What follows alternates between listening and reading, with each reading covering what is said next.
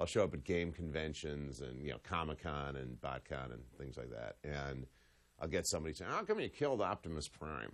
When I first read the script, I cried when you killed Optimus Prime. I saw that Optimus Prime dies. You know, and it's like, well, I was young, acting under orders. I was shocked. And I thought then that kids all over the world would be incredibly despondent over this. But the real answer is that we didn't know that he was an icon. Optimus, forgive me. The reality is, at the time, when we thought of the show as it was a toy show. We just thought we were killing off the old product line and introducing the new products. And, you know, Optimus Prime was one of those guys. We felt, and they felt, the time for a new generation of heroes. And so it was an opportunity to do something that had never been done before because nobody died on television. We thought there was a chance to update the character, update the Transformer world, and let him fight the really great, strong, historic battle, which he fights in the film, that, you know, kids everywhere wanted to see what happened. And then bring on a new hero, Hot Rod becomes Rodimus Prime, and so everybody was for that. Megatron must be stopped, no matter the cost. We try to play that moment as human die.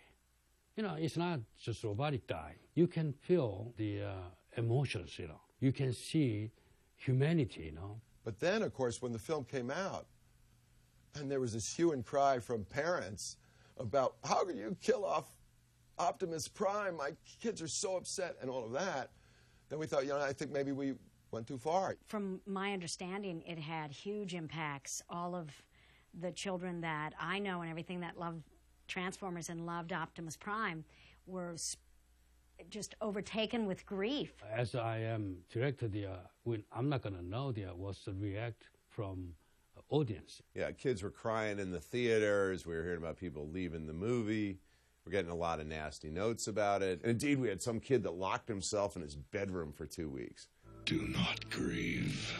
Nobody had the heart to tell him we already had an episode in the pipeline where Optimus comes back as a zombie and you kill him all over again. Soon, I shall be one with the Matrix. The kind of interesting coda to the Killing Optimus Prime story is the scene that never did make it into the Transformer movie. You know, next season we're going to have all these new characters and people are going to be wondering what happened to the old characters that they like so much. And what we knew, in a business sense, is, well, they'd been discontinued because they were the 84 line. But we got to tie them off. So we had this one scene where the Autobots basically had to run through a gauntlet of Decepticons, which basically wiped out the entire 84 product line in one massive charge of the Light Brigade.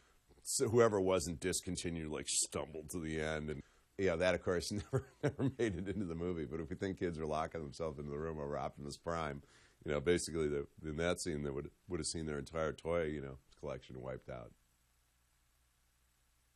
The funny thing about killing Optimus Prime is it probably gave the movie its resonance. To show someone dying and the leader dying, I think, was a powerful thing, and I think that's one of the reasons why it's lasted as long as it has, because we did things that weren't being done at that time. It was very pivotal for a child's growth and for the fans of Transformers. There was a thought in my head that I'd be sitting here 20 years later talking about the Transformer movie. And I think it followed them all through their life. It has mine. I think in retrospect, we might not have killed Optimus Prime off if we had to do it all over again. Until that day, till all